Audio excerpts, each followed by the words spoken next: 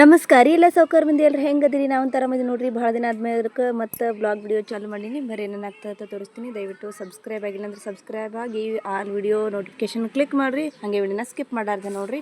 ಮುಂಜಾನೆ ಎಲ್ಲ ಕೆಲಸ ಮುಗಿಸ್ಕೊಂಡು ಕಸ ಗುಡಿಸಿ ನೀರು ಹೊಡೆದ ರಂಗೋಲಿ ಹಾಕಿದೆ ನೋಡಿರಿ. ಮನೆ ಮುಂದೆ ಹೂವಿನ ಗಿಡ ಐತಲ್ಲ, ಭಾಳ ದಿನ ಆದ ಬಳಿಕ ಈಗ ಆಗ್ಯಾವ ನೋಡಿರಿ. ಎಷ್ಟು ಚಂದ ಕಾಣಿಸಕತ್ತಾವ ಹೂವು. ಇವು ದುಂಡು ಮಲ್ಲಿಗೆ ಅಂತಾರೆ, ಅಂದರೆ 7 ಪದರ ಅಂತಾರಲ್ಲ, ಆದ್ರೆ 7 ಪದರೇನ ಇರಲ್ಲ ಅನಿಸ್ತೈತಿ. ಒಂದು 4-5 ಪದರ ಆದ್ರೆ ಇದ್ದಿರ್ಬೋದು. ಈಗ ಮಳೆಗಾಲ ದಿನ ಸ್ಟಾರ್ಟ್ ಆಗ್ಯದಲ್ರಿ, ನೋಡ್ರಿ ಎಷ್ಟು ಮೊಗ್ಗಾಗಿಬಿಟ್ಟವು. ಗಿಡ ತುಂಬ ಎಲ್ಲ ಮೊಗ್ಗಿ ಆಗ್ಯಾವು. ಆಮೇಲೆ ದಾಸವಾಳ ಹೂವಿನ ಗಿಡ ಹಚ್ಚಿದ್ನಲ್ಲ, ಅದಕ್ಕೆ ಒಂದು ದಾಸವಾಳ ಹೂವು ಆಗೈತೆ ನೋಡ್ರಿ. ಈಗ ಪೂಜೆ ಮಾಡ್ಬೇಕು ಅಂದ್ಕೊಂಡು ಹೂವು ಹರ್ಕೊಂಡು ಹೊಂಟೀನಿ. ಎಲ್ಲ ಹೂವಿನ ಗಿಡಕ್ಕೂ ಹೂವು ತುಂಬ್ಯಾವ ನೋಡ್ರಿ. ಈ ಕಡೆ ಒಲೆ ಮ್ಯಾಗ ಒಂದು ಸ್ವಲ್ಪ ಬ್ಯಾಳಿ ಕುದಿಯಕ್ಕೆ ಹಾಕೀನಿ, ಅಂದ್ರೆ ಸಾರು ಮಾಡೋಕೆ. ಕುಕ್ಕರೆಲ್ಲ ಬಾದಾಗಿಬಿಟ್ಟೈತಿ. ಅಷ್ಟೊತ್ತನ ನಾನು ಪೂಜೆ ಮಾಡ್ಕೊಂಡು ಬಂದು ಮತ್ತು ಮಾಡ್ಲಿಕ್ಕೆ ಬರ್ತೈತೆ ಅಂತೇಳಿ ಈ ಕಡೆ ಪೂಜೆದೆಲ್ಲ ಮಾಡಿದೆ ನೋಡಿರಿ. ಅವೇ 1-2 ಹೂವು ಹಾಕಿದೆ ದೇವರಿಗೆ. ಈ ಕಡೆ ಗಟ್ಟೆಗೆ ಹಾಲು ಜಾಸ್ತಿ ಇದ್ದು, ಹಾಗಾಗಿ ಹಾಲು ಹಾಕಿ ಕೇಟಿ ಮಾಡ್ಕೊಂಡು ನೋಡಿರಿ. ಶುಂಠಿ ಹಾಕಿ ಮಸ್ತ್ ಅಂದ್ರೆ ಮಸ್ತ್ ಚಹಾ ಆಗಿಬಿಟ್ಟೈತಿ. ಬರ್ರಿ ಚಹಾ ಕುಡಿಯಮಂತ.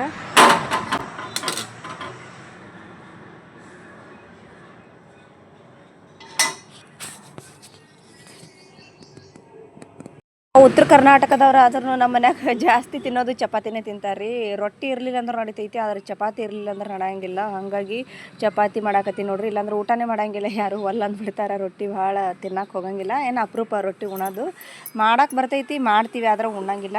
ನಾನು ಇನ್ನೂ ಬ್ಯಾಳಿ ಕುದ್ಲಿಕ್ಕಿಟ್ಟ ಒಲೆ ಮ್ಯಾಗ ಕಡಲ್ ಹಾಗೆ ಅದಾವು, ಇನ್ನೂ ಕುದಿಯೋಕೆ ತಯಾರಿಲ್ಲ. ಹಾಗಾಗಿ ಒಂದು ಸ್ವಲ್ಪ ಮೊಸರು ಮತ್ತು ಶೇಂಗಾ ಚಟ್ನಿ, ಅಗಸಿ ಚಟ್ನಿ ಇತ್ತು, ಅದಿಷ್ಟು ಹಾಕ್ಕೊಂಡು ಊಟ ಮಾಡಿದೆ. ನಮ್ಮ ಅಭಿ 2-3 ದಿನ ಆಯಿತು ಪಾಪ ನನ್ನ ಕೂಸ ಒಂದೇ ಸಮನೆ ನನಗೆ ಶಿರಾ ಮಾಡು ಅಂತ ಕೇಳತ್ತಾನ. ಹಾಗಾಗಿ ಸಣ್ಣ ರವ ಒಂದು ಸ್ವಲ್ಪ ತುಪ್ಪ ಹಾಕಿ ಹುರಿಯಾಕತ್ತೀನಿ ನೋಡ್ರಿ. ಶಿರಾ ಅಂದ್ರೆ ಮತ್ತು ತಲೆ ಅಂತ ತಿಳ್ಕೊಬೇಡ್ರಿ. ಮತ್ತು ಕೇಸರಿ ಭಾತ್ ಅಂತೀರಲ್ಲ, ಆ ಕೇಸರಿ ಭಾತ್ ಮಾಡಾಕತ್ತೀನಿ.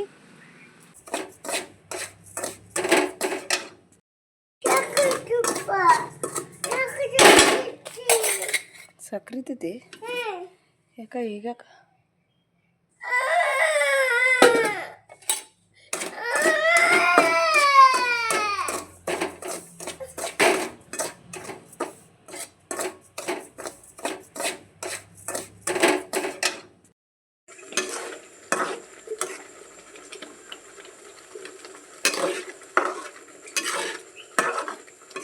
ಸಕ್ಕರೆ ಮತ್ತು ತುಪ್ಪ ಎರಡು ಕರೆಕ್ಟ್ ಆಗ್ಯದ ನೋಡ್ರಿ. ಹೆಂಗೆ ಎಣ್ಣೆ ಬಿಟ್ಕೊಳಕತ್ತೈತೆ ಅಂದ್ರೆ ತುಪ್ಪ ಬಿಡಾಕತ್ತದ ನೋಡ್ರಿ.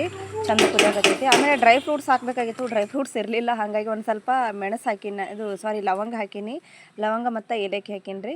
ಇನ್ನೂ ಸ್ವಲ್ಪ ಗಟ್ಟಿ ಆಗ್ಬೇಕು. ಈಗ ಐತೆಲ್ಲ ಇಷ್ಟ ಐತಂದ್ರೆ ಸಾಕ್ರಿ. ಆಮೇಲೆ ಅರ್ಧ ಬೆಳಗ್ಗೆ ಗಟ್ಟಿ ಆಗ್ತೈತಿ. ಇನ್ನೂ ಭಾಳ ಸುಡ್ತಿರ್ತದಲ್ಲ, ತಾನೇ ಎಲ್ಲ ಬಿಗಿ ಆಗಿಬಿಡ್ತೈತಿ, ಗಟ್ಟಿ ಆಗ್ತದ. ಈಗ ತಳ ಬಿಡಾಕತ್ತದ ನೋಡ್ರಿ, ಆ ಕಡೆ ತಿರ್ಗಸಕತ್ತಾನ. ನಮ್ಮ ಅಬಿಗೆ ಅದು ಒಂದು ಬಟ್ಟಲ ಹಾಕಿ ಶೇಪ್ ಮಾಡಿ ಕೊಡ್ಬೇಕಂತ, ಹಾಗಾಗಿ ಹಿಂಗೆ ಬೇಡ ತಂದ ತಾಟ್ನ ಹಾಕಿದ ಬಳಕ ಅದಕ್ಕೆ ಮತ್ತೊಂದು ಪ್ಲಾಸ್ಟಿಕ್ ಡಬ್ಬಿ ತೊಗೊಂಡಿನಿ ರೀ. ಪ್ಲಾಸ್ಟಿಕ್ ಡಬ್ಬಿ ಒಳಗೆ ಅಷ್ಟು ಹಾಕೀನಿ ನಾನು. ಕೇಸರಿ ಭಾತ ಹಾಕಿ ಹಿಂಗೆ ಒಂದು ಸ್ವಲ್ಪ ಟಪ ಮ್ಯಾಗ ಬಡ್ದೇವು ಅಂದ್ರೆ ಅದು ಬಿಟ್ಬಿಡ್ತೈತಿ, ಡಬ್ಬಿ ಖುಲ್ಲ ಬಿಡ್ತದ ನೋಡ್ರಿ. ಈಗ ಎಷ್ಟು ಚಂದ ಶೇಪ್ ಬಂತು ರೌಂಡಾಗಿ. ಈ ಹೋಟೆಲ್ದಾಗ ಅದೆಲ್ಲ ಹಿಂಗೆ ಕೊಡ್ತಾರಲ್ಲ, ಒಂದೊಂದು ಬಟ್ಟಲ್ ಥರ, ಆ ಥರ ಆಗೈತಿ. ಉಪ್ಪಿಟ್ಟ ಕೇಸರಿ ಭಾತ್ ಕೊಡ್ತಾರಲ್ಲ ಹಾಗಾಗೈತಿ. ಇದು ನಾನು ಲವಂಗ ಹಾಕೀನಿ. ಡ್ರೈ ಫ್ರೂಟ್ಸ್ ಇರಲಿಲ್ಲ ಅಂದ್ರೆ ಲವಂಗ ಮತ್ತು ಏಲಕ್ಕಿ ಹಾಕಿದ್ರು ನಡಿತೈತಿ. ನೀವು ಜಸ್ಟ್ ಟ್ರೈ ಮಾಡಿ ನೋಡ್ರಿ ಒಂದು ಸಾರಿ.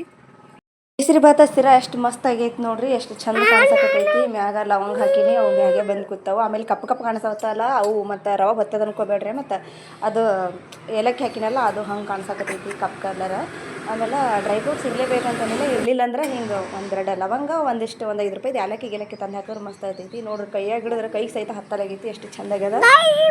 ಕೇಸರಿ ಭಾತ್ ಹೆಂಗೈತೆ ಅನ್ನೋದು ಕಮೆಂಟ್ ಬಾಕ್ಸ್ನ ಕಮೆಂಟ್ ಹಾಕಿ ಹೋಗ್ರಿ, ಹಂಗೆ ಹೋಗ್ಬೇಡ್ರಿ. ಮತ್ತು ನೆಕ್ಸ್ಟ್ ಮುಂದಿನ ಬ್ಲಾಗ್ದಲ್ಲಿ ಸಿಗ್ತೀನಿ. ಭಾಳ ದಿನ ಆಯಿತು ಲಾಂಗ್ ವಿಡಿಯೋ ಮಾಡಿಲ್ಲ, ಹಾಗಾಗಿ ಮಾಡಿದೆ.